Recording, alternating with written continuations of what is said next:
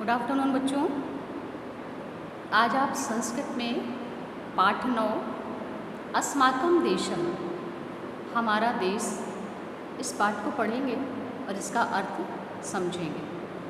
इसके पहले की वीडियो में हमने आपको शब्दार्थ और पहले श्लोक का अर्थ समझाया। श्लोक का अर्थ हम इस बार अभी फिर हम आपको एक बार बता देते हैं, जैसे रिवाइज हो जाए आपका। धन्यम ही भारत वर्ष, धन्या भारत संस्कृति, भारतीया जना धन्या, धन्यास्मकम परंपरा। भारतवर्ष धन्य है, भारत की संस्कृति धन्य है, भारतीय लोग धन्य हैं, धन्य है हमारी परंपरा।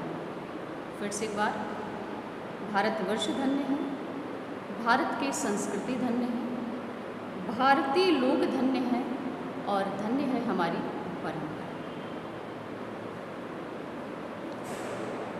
अस्माकं देशस्य नाम भारतवर्षम अस्ति, हमारे देश का नाम भारतवर्ष है। भारतवर्षम एकः महान देशः अस्ति, भारतवर्ष एक महान देश है। अस्य संस्कृतिः अति प्राचीना अस्ति, इसकी संस्कृत अत्यंत पुरानी है। संस्कृत भाषा भारतवर्षस्य संस्कार भाषा, भारतवर्ष में संस्कृत भाषा संस्कार देने वाली भाषा है। अर्थात इस भाषा में संस्कार युक्त चीज़ें बताई गई हैं। प्राचीन भाषा है, प्राचीन काल में हमारे देश के लोग बहुत संस्कारी थे, इसलिए संस्कृत भाषा को संस्कार भाषा कहा गया है।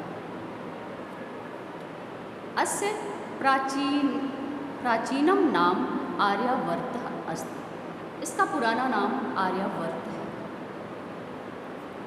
पुरा दुष्यन्तः नाम नृपः अभवत्, प्राचीन काल में दुष्यंत नाम के एक राजा हुए। सह महर्षेः कण्वस्य सुतया शकुन्तलया सह विवाहम अकरोत्, उन्होंने महर्षि कण्व की सुतया माने पुत्री शकुंतला के साथ विवाह किया। तस्य भरतः, इसका भरत नामनः पुत्र, भरत नाम का पुत्र अभवत हुआ। उस शकुंतला, उनकी बेटी शकुंतला को एक पुत्र हुआ जिसका नाम भरत था। इति कथयन्ति स्म, ऐसा कहा जाता है, यत तस्य, ऐसा कहा जाता है कि उसके नामानुसारेण, नाम के अनुसार, देशस्य नाम, देश का नाम भी, अभी है तो भी भारतम अभवत्, भारत हुआ। उसके नाम के अनुसार ही देश का नाम भारत हुआ। अगला पैरा, नद्यः पवित्र जलेन भारतस्य भूमिं सिंचत, नदियों के पवित्र जल से भारत की भूमि को सिंचते हैं। गंगा यमुना सतलज कावेरदयः अस्य प्रमुखाः नद्यः सन्ति, गंगा यमुना सतलज कावेरी आदि नदी इसकी प्रमुख नदियाँ हैं। भारतवर्ष में ऐसे बहुत सी नदियाँ हैं। अस्मिन् देशे सर्वत्र नैसर्गिकी शोभा राजते, इस देश में चारों ओर स्वाभाविक खूबसूरती दिखाई देती है, प्राकृतिक सुंदरता दिखाई देती है। भारतस्य उत्तर दिशायां, भारत के उत्तर दिशा में मुकुटमणि इव पर्वतराज हिमालय शोभते, मुकुट के समान पर्वतराज हिमालय इसकी खूबसूरती बढ़ाते हैं, सुंदरता। दक्षिण दिशायां, दक्षिण दिशा में, दक्षिण दिशायां च, और दक्षिण दिशा में विशालस्य सागरस्य, सागरों के विशाल उत्तुंगास्तरंगा, ऊंची ऊंची तरंगे, अस्य सौंदर्य वर्धन्ते, इसकी सुंदरता को बढ़ाते हैं।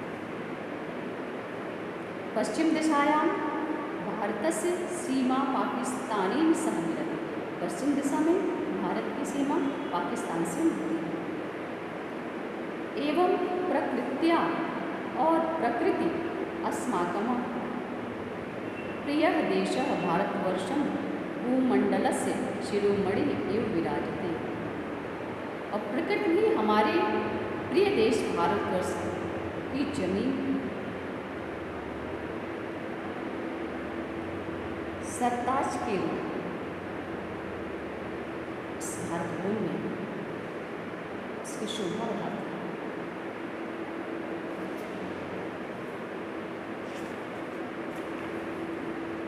आगे अगले परत इयं भारत वसुंधरा अपरिमित बल संपन्नानां शूराणां जननी अपि अस्ति।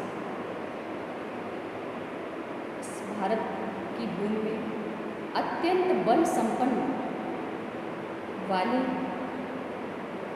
वीर माताओं, वीरों की माता भी ये भारत भूमि, इस भारत भूमि में अत्यंत बल संपन्न वीर पैदा हुए। अत्रैव श्री राम, यहाँ श्री राम, श्री कृष्ण, महात्मा बुद्ध, महात्मा बुद्ध, विवेकानंद, दयानंद तथा अन्य महापुरुषाः उत्पन्नाः अभवन्, तथा अन्य महापुरुष उत्पन्न हुए। पूरा भारतम पराधीनम अस्ति। प्राचीन काल में भारत गुलाम था। 1947 तमे वर्षे 1947 में महात्मना गांधिना श्री जवाहरलालस्य तथा अन्येषां मित्राणां प्रयत्नेन भारतं स्वतंत्रम् अभवत्।